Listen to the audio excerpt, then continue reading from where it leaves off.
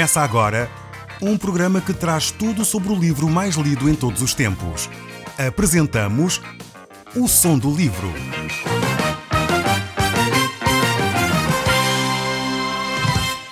Seja muito bem-vindo. Neste podcast vai encontrar o livro mais conhecido e lido em todo o mundo.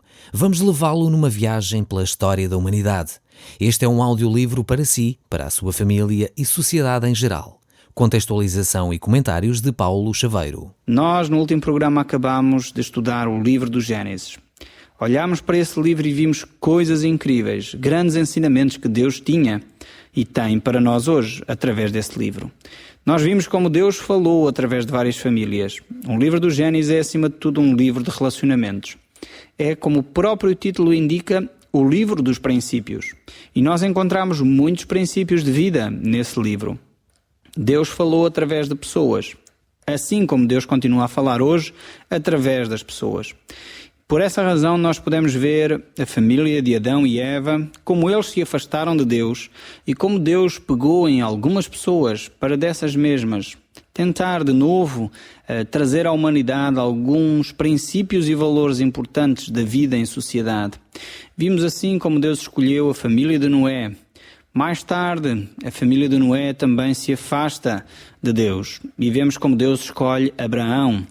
E deste homem de fé, um homem que vive de uma forma incrível, Deus vai e promete que dele faria uma grande nação, que nele todas as famílias da terra seriam abençoadas. E aqui Deus está a falar não só de Abraão, Isaque e Jacó, mas está a falar do descendente que dele viria, que seria a pessoa de Jesus Cristo. Nós iremos hoje iniciar o estudo do Evangelho de São Mateus. Vamos voltar para o Novo Testamento. Vamos pegar nesta segunda porção da Bíblia. Nós até aqui tivemos a olhar para o Velho Testamento. A Bíblia divide-se nestes dois grandes blocos, o Velho Testamento e o Novo Testamento. Nós no nosso programa iremos analisar um livro do Velho Testamento e depois iremos para um livro do Novo Testamento e regressaremos a um livro do Velho Testamento e assim sucessivamente. Então, neste momento estamos a iniciar o estudo no Evangelho de São Mateus. Este Evangelho retrata a vida de Jesus. Este Evangelho fala-nos da pessoa de Jesus Cristo. Ele é um livro extremamente importante porque abre a nossa visão para as verdades eternas da Palavra de Deus. É ele que nos apresenta a pessoa de Jesus Cristo como o grande Rei, Deus Todo-Poderoso feito homem, e é Cristo que se torna real nas nossas vidas. Eu gostaria de hoje fazer uma pequena introdução a este livro. Ele é um livro fundamental para a compreensão de todo o resto do Novo Testamento. Por essa razão é importante que nós compreendamos bem aquilo que ele nos diz. Mas primeiro vamos tentar olhar para aquilo que estava a acontecer naquele período, nos anos que antecederam a escrita do livro de Mateus. Nós sabemos que o último livro que consta na nossa Bíblia, no Velho Testamento, é o livro de Malaquias. Então, digamos assim que depois disso, os céus ficaram em silêncio. Não houve mais comunicação escrita da parte de Deus por um período de cerca de 400 anos. Até que, de facto, o anjo do Senhor quebrou esse silêncio ao falar com o sacerdote que estava no templo. O sacerdote chamava-se Zacarias, que veio a ser o pai de João Batista. Este período de 400 anos de silêncio revela acontecimentos extremamente importantes. Sabemos que a nação de Israel continuou a existir nesse período, e a história secular fala-nos muito desse intervalo de tempo. Alguns livros foram escritos nessa altura, considerados não livros bíblicos, portanto livros não canónicos, ou chamados ainda os livros apócrifos, e apesar de algumas bíblias terem esses livros, consideramos que os livros que devem constar no Velho Testamento são aqueles que estão registados na Tora hebraica. Por essa razão, as Bíblias que são editadas pelos evangélicos mantêm a fidelidade à Bíblia hebraica, ao Velho Testamento hebraico, não constando assim alguns títulos que estão em outras Bíblias, inseridos noutras Bíblias, porque neste período, de facto, neste período de 400 anos, muita coisa aconteceu. Vemos que houve problemas e situações difíceis que Israel viveu. As tribos de Israel passaram por algumas dificuldades, transformações radicais. Houve a situação de deportação do povo de Israel e o regresso à terra prometida. E passado isso, então, os profetas falaram à nação de Israel. Esdras, Neemias são os livros que ainda constam. Finalmente, depois, temos o livro de Malaquias, o qual é, digamos, o término desse período em que Deus fala de uma forma muito concreta à nação de Israel. Então aí vemos que o Velho Testamento fecha-se com o livro de Malaquias. Nesse período constavam, o grande império dessa época já não era o Império Egípcio, como nós vimos no livro do Gênesis, mas era o Império Medo-Persa. Teve todo o domínio, digamos assim, do mundo conhecido de então. Apesar do Egito ter uma grande influência, ser um país ainda muito influente, já não tinha a influência que tinha o Império Medo-Persa. Também durante esse intervalo dos dois testamentos, houve nações que se tornaram muito importantes. O poder mundial surgiu do Oriente para o Ocidente, da Ásia para a Europa. Vemos como o Império Medo-Persa, o Império Grego, tem esse impacto naquela região, um impacto tremendo. E com estes impérios surgem novas situações, novas realidades. Algumas datas que talvez sejam interessantes fixarmos, por exemplo, no ano 480 a.C., o imperador Xerxes, o persa, era vitorioso contra os gregos. Mas depois ele foi derrotado numa outra batalha, pouco tempo depois, e assim ele perde todo o seu império. De alguma forma, o poder mundial do Oriente começa a ser transferido para o Ocidente. E conhecemos pela história universal a pessoa de Alexandre o Grande, como ele age de uma forma implacável contra as nações daquela zona e conquista rapidamente todo aquele território. O livro de Daniel, na Bíblia, relata de uma forma incrível estes acontecimentos. É necessário entender todas as profecias que Daniel relata e vemos em Daniel algumas expressões que nos apontam para estes imperadores e para estas revoluções constantes que aconteceram neste período de tempo. O livro de Daniel, capítulo 8, fala desta conquista fulminante de Alexandre o Grande sobre a Pérsia. Ele é intitulado como o bode que conquista com velocidade todo este império. Ele liderou as forças gregas, batalhas tremendas, e como se sabe pela história universal, as façanhas do Alexandre o Grande, assim como ficou conhecido. Dizem alguns que no ano de 332 a.C., Alexandre visitou Jerusalém e, ao conhecer os textos bíblicos sobre este assunto e a interpretação que se lhe dava, ele então deixou a cidade de Jerusalém em paz por esse período de tempo. Enfim, há alguns comentários que apontam nesse sentido. Mais tarde sabemos que Alexandre o Grande faleceu e o seu império então foi dividido pelos seus 4 generais. O livro de Daniel também fala sobre este assunto. É um livro que aponta para coisas que iriam acontecer. Uma grande parte destes textos de Daniel são referentes ao futuro e apontavam exatamente para estas situações que ocorreram. Depois desta divisão do grande império grego, os egípcios tomam de novo conta da Judeia. E a Judeia fica ali um joguete, digamos assim, nas mãos da Síria e do Egito. Ora o Egito toma a Judeia, ora é a Síria que toma a Judeia. E durante vários anos a Judeia está nesta circunstância, que é invadida por este, ora por aquele. Vemos que a seguir, nos anos 170 a.C., surge uma outra personagem, Antíoco Epifânio. Este homem era um profano que profanou o templo de Jerusalém. Este homem também é referido no livro de Daniel como a pequena ponta que surgiu e foi ganhando poder. Capítulo 8 e verso 9 do livro de Daniel. Temos então que surgem várias famílias importantes dentro da família de Israel. Temos Matatias, um sacerdote da Judeia que lidera uma revolta contra a Síria. Temos também nesse período que surgem os Macabeus, outra família importante, uma família que faz resistência contra as invasões estrangeiras. Eles, de alguma forma, são as famílias que resistem contra as invasões e o domínio estrangeiro em alguns pontos chaves. E é nestas circunstâncias, então, neste período de tempo, que se instala a família de Herodes. É conquistada aquela província, aquela zona, pelos romanos, como é sabido, e é durante o Império Romano que nasce a pessoa de Jesus Cristo. Herodes foi o senador, o rei, que foi colocado na zona da Judeia com o fim de governar toda aquela região. César Augusto, então, torna-se imperador de Roma e no ano 19 a.C., Herodes manda construir o grande templo de Herodes na cidade de Jerusalém. Isto tentou Herodes fazer para ver se apaziguava de alguma forma os judeus, pois já tinha cometido atrocidades tremendas, matando alguns dos sacerdotes mais importantes em Israel. E essa tentativa de construção, ou enfim, reconstruir o Templo de Salomão, ou pelo menos na zona onde estava construído o Templo de Salomão, esta tentativa de Herodes de apaziguar ou de ganhar os favores das famílias e da população judaica. Depois encontramos o nascimento de Jesus. E é exatamente sobre esse nascimento que nós iremos comentar dentro em breve no Evangelho de São Mateus. E Jesus nasce provavelmente no ano 4 a.C. Esta é a data mais provável do nascimento de Jesus. Talvez você está a perguntar, então, mas como é que Jesus nasce no ano 4 a.C.? Não deveria nascer no ano 0?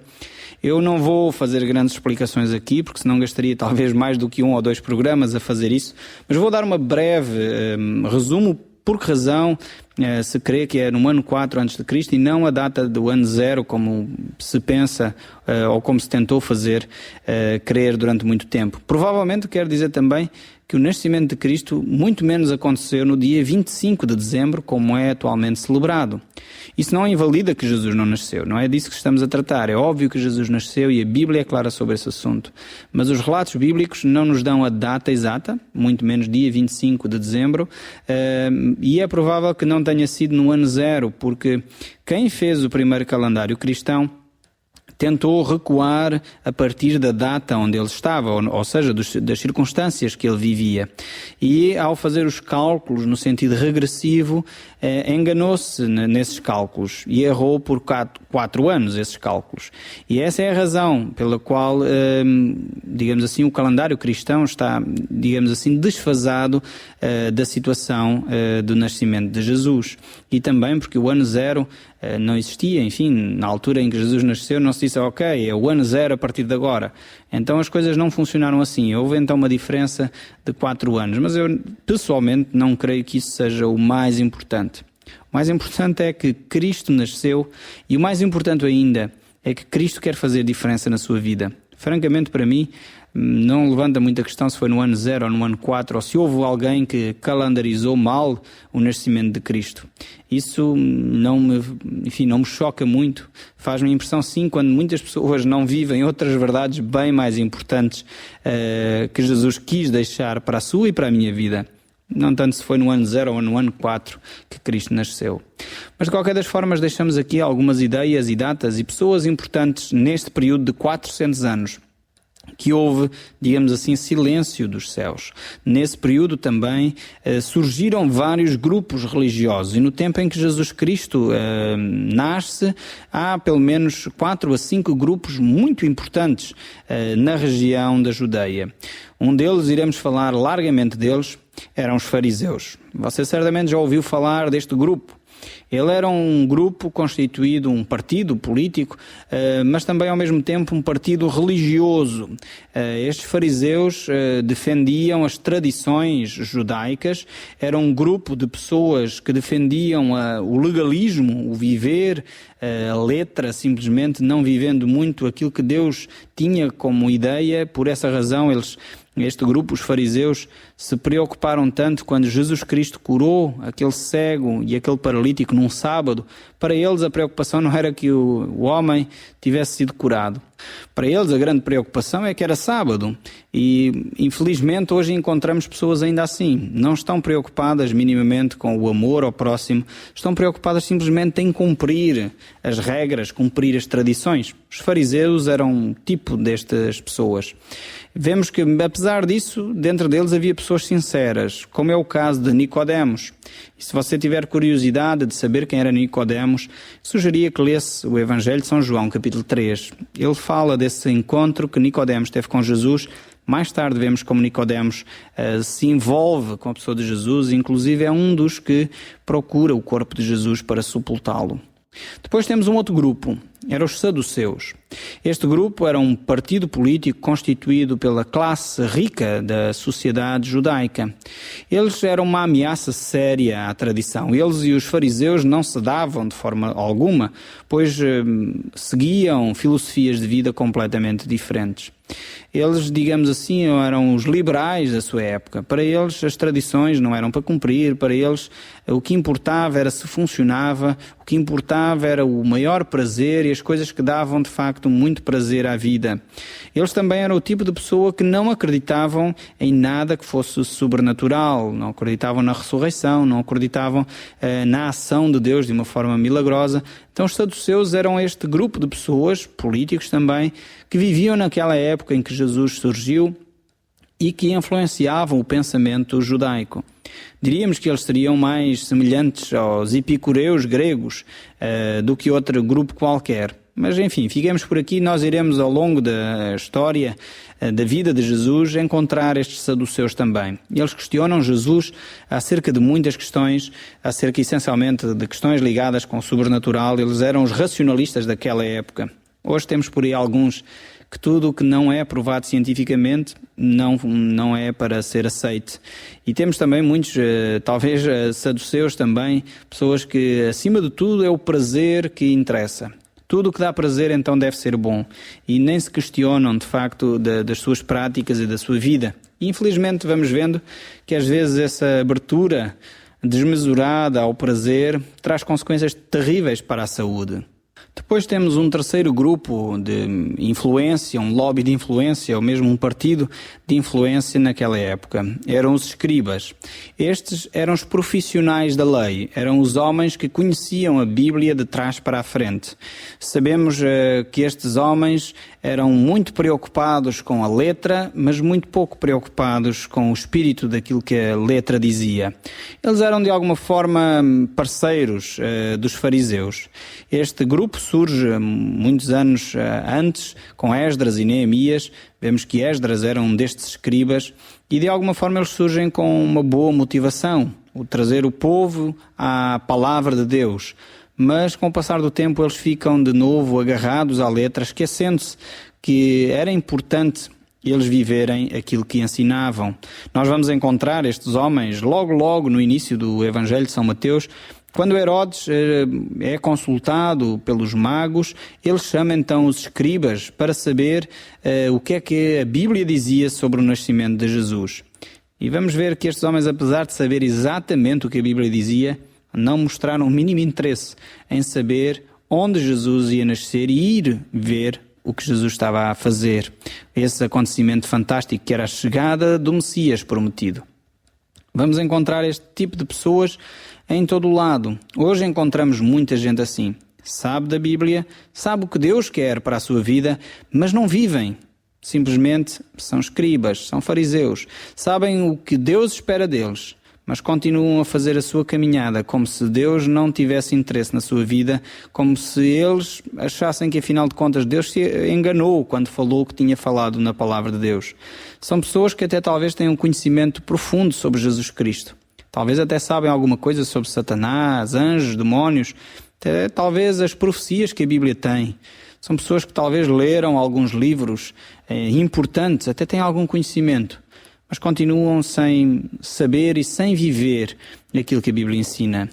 Dizem que um dia alguém chegou perto de um pregador da Bíblia e perguntou-lhe: olha, desculpe, você sabe-me dizer qual é a distância entre o céu e o inferno?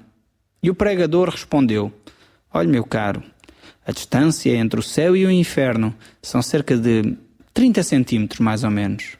O outro, alarmado, perguntou como é que isso é possível? 30 centímetros só? E ele respondeu, é verdade, 30 centímetros. É simplesmente a distância que vai da cabeça ao coração.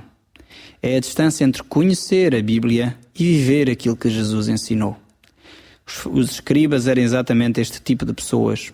Eram aqueles que conheciam de facto a Bíblia, mas não viviam aquilo que a Bíblia ensinava.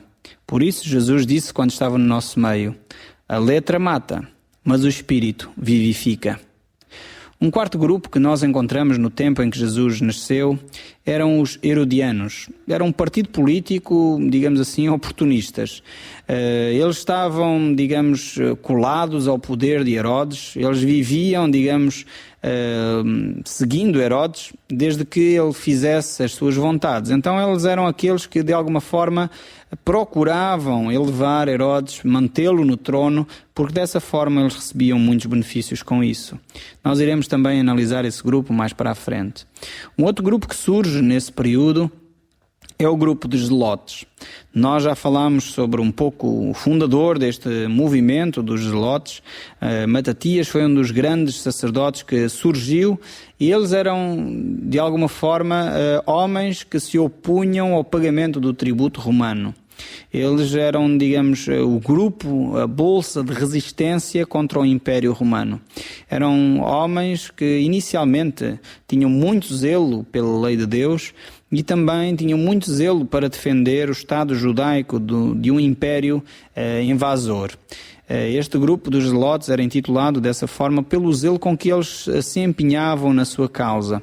Eles eram capazes de dar a sua vida por esta causa que defendiam. Era um grupo normalmente que pegava em armas para defender as suas convicções.